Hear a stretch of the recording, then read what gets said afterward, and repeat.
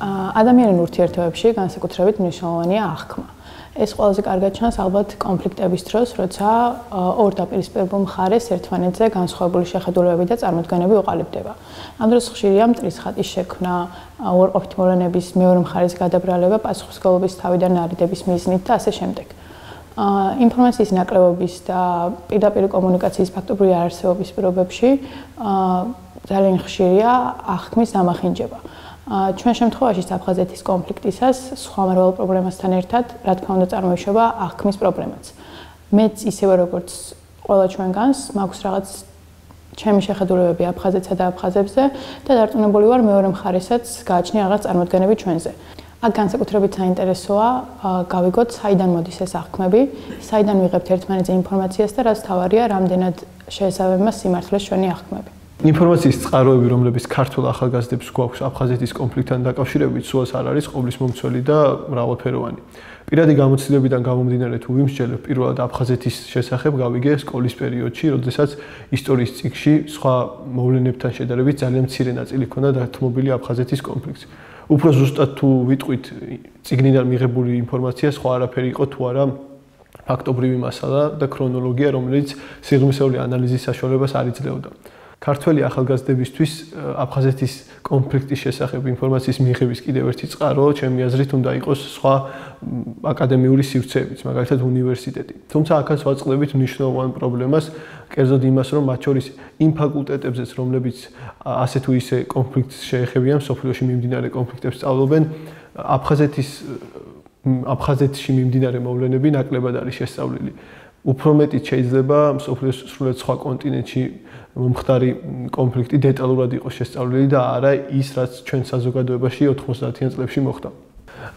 ზოგადად ქართული საზოგადოებისთვის დამახასიათებელია ის, რომ 80-90-იან წლებში მიმდინარე მოვლენები ნაკლებად არის შესწავლილი. ამის არგუმენტად მოყავთ ის, რომ ისტორიის დეტალური ანალიზისთვის გარკვეული დრო უნდა გავიდეს. თუმცა საინტერესოა, რამდენი წელი უნდა გავიდეს იმისთვის, რომ შევძლოთ ისტორიის გადააზრება, მაშინ როცა მაგალითად აფხაზეთის ომიდან უკვე 27 წელი დაიწყო.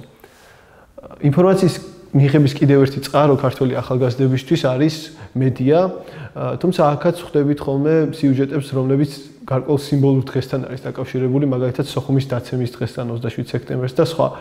თავად ეს სიუჟეტებიც მხოლოდ და მხოლოდ ფაქტობრივ მასალას გვაძლევს და არ იძლევა ისევ და ისევ სიღრმისეული ანალიზის საშუალებას. ჩემთვის პირადად ინფორმაციის პირველი წყარო იყო ჩემი ოჯახი.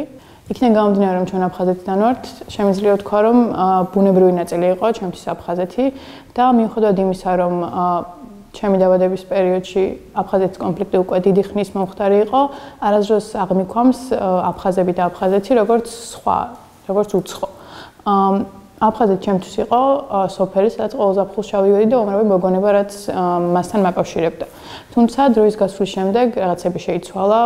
2008 წლის ომის შემდეგ სოფელში უკვე ვეღარ ჩავდივედი, სკოლაში შევედი და როგორც შენ თქვი, შემოვიფარგლე იმ წირი განათლების, იმ წირი ინფორმაციით, რასაც განათლების სისტემა გვაძლევდა.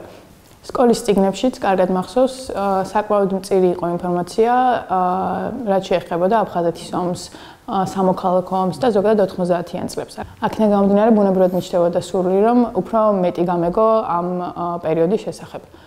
სწორედ ერთ-ერთი ასეთი მცდელობისას გადავაწყდი ამ პროექტს და შემიძლია ვთქვა, რომ ამ ინტერვიუებმა რაღაცნაირად ამოავსო ის დანაკლისი, რაც აფხაზური პერსპექტივის და ზოგადად აფხაზეთის მიმართ ჰქონდა. ყოველი ინტერვიუს შემდეგ თითქოს უფრო მეტი იცი მეორე მხარეზე, უფრო კარგად იგებ როგორი აღქმები აქვს ჩვენზე, რას ფიქრობენ და აქედან გამომდინარე იცვლება შენი აღქმაც.